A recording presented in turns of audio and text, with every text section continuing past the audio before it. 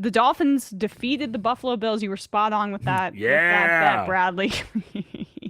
3-0 this week. Bradley Yeah. Alsop I really can't believe it. back in I'm it. so shocked that I got all three of those. I mean, hey, we're really in a tight Yeah, we're in a race between the two dogfight of now. us now. But like, there are a few things that stick out to me in this game. One is just how freaking talented the Miami Dolphins are. I'm not sure I would take any roster, excluding maybe the quarterback, in the NFL over the Miami Dolphins. To have that receiver tandem, Jalen Waddle and Tyreek Hill, who just are faster than everybody. And Jalen Waddle had a mysterious injury throughout training camp, which scared me in fantasy. I am regretting not listening to my gut 100% because I don't have him in any league, and he looks just so good. And the way that Mike McDaniel is playing to his players' strengths, like talk about the opposite of what's happening in Denver. He just understands how to put his players in good situations. And look, I still think the Bills are probably the best team in the NFL, like with the quarterback play included, because you can't exclude quarterback play from how you evaluate a team. But Tua has played better than I even thought he would play this year. I still think there are limitations on his game given some of his physical attributes, but he has played really well, and you can't take that away from him.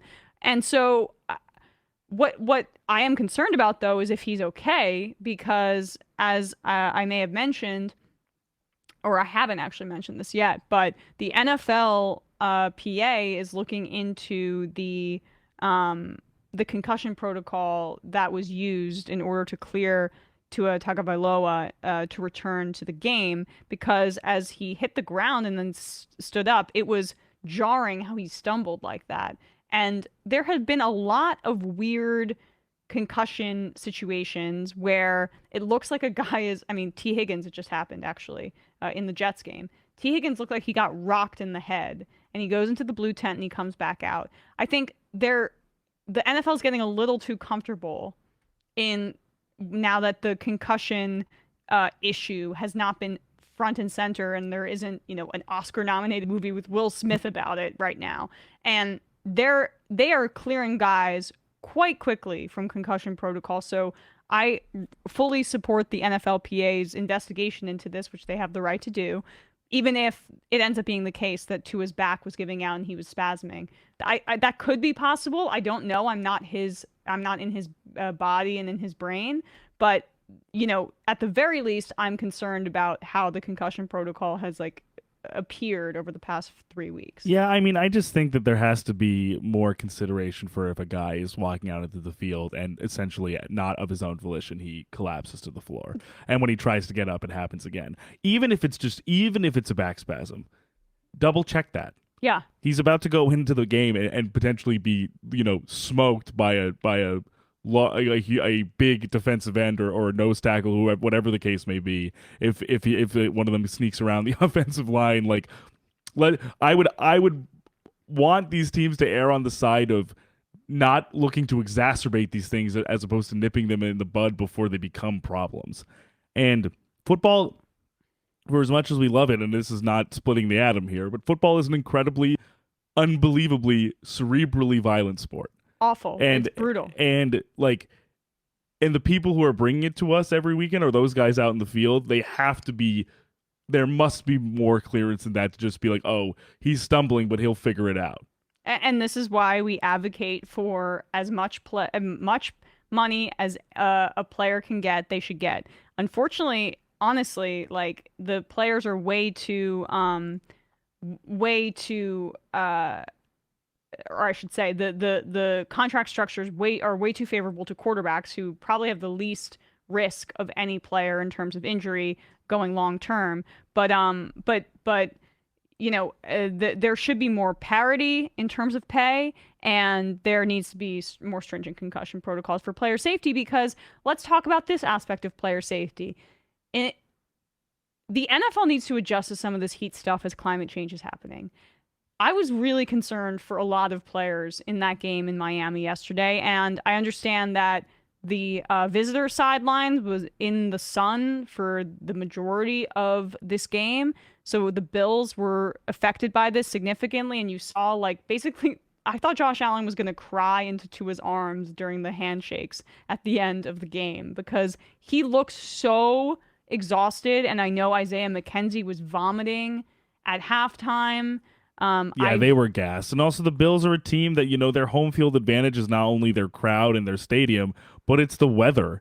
They're used to playing in cold weather. It's sometimes freezing weather. They're not as accustomed as the Dolphins might be, or to a lot of teams might be that don't play either in the South or in the Panhandle or in the Sun Belt or on the West Coast, of playing in really, really, really hot weather with all of that padding on and all of the exertion that gets going on a regular NFL game. I can't even imagine how exhausted they might have felt, and how much and beyond the toll that you're already taking on your body for playing football, to add on the potential to have heat exhaustion as well. Yeah. Compounds what they're already doing more. It was a total slugfest, and I just think that my guess is that the Hard Rock Stadium was designed to get the players on the visiting sideline to be in the sun way I wouldn't more. I wouldn't put it past Stephen Ross. I mean, from a purely like cold-blooded perspective, you understand why that's the case, but this is where the NFLPA and the NFL in general needs to step in and say, okay, like, no, the visiting locker room doesn't need to be as nice, fine, but we're not going to give the other side heat exhaustion because for a competitive advantage. Like. I thought that was a scary game, honestly. You respect the way that these guys battled through it, but it's one thing for it to be bitter cold in Green Bay and that creates its own health issues. 100%. But the heat exhaustion element brought up some questions about how these teams are going to have to adapt to extreme weather, and that did not seem safe to me, that game. No, I totally agree, in terms of the game, I was obviously of course I was impressed with the Dolphins front seven able to create a lot of pressure on Josh Allen, and also kind of closing off a lot of his receiving opportunities. Melvin Ingram just like having a career renaissance right now. Absolutely. He's one of those guys too where I almost forgot. Like, it was almost like a Cole Beasley thing in the beginning of the season. I think he had a strip sack or a fumble return touchdown or something week one, where I was like, oh right, Melvin Ingram is on the Dolphins. Emmanuel Ogbah had a very nice game. And they were just actually creating pressure on Allen, and also the receivers were kind of stifled to the point where Allen had to either try to notch really, really tough throws or create on his feet, which he's obviously fantastic at. But that's also, like, to the exhaustion point. If he didn't have that many options, and also there was nothing doing with their actual run game, with the rushing attack. Yeah. I mean, I think if I'm not mistaken, Devin Singletary had about, I think, 11 carries or 9 carries or something for 13 yards. I mean, they could just get nothing going on the ground. A lot of it fell on his shoulders to either play hero ball, make some really tough and phenomenal throws, which he can do, or produce on his feet, hurdling guys, shoving guys off of his shoulders, which he's equipped to do. But when there's no release valve whatsoever, that becomes harder and harder as the game goes on, especially in that environment. Yeah, I worry about that being too much. Like, he is the whole team. I mean, absolutely. I like Diggs. No, me too. And I think Diggs is a fantastic Davis. receiver. Yeah, their line's pretty good. Like, but they live or die by Josh Allen on the offensive side. Really good. But yeah, exactly. And there's quarterback performances where, like, you can see the stat line and it could be very similar to what Josh Allen does. But we'll talk about Lamar Jackson in a second. But those two guys are their entire team.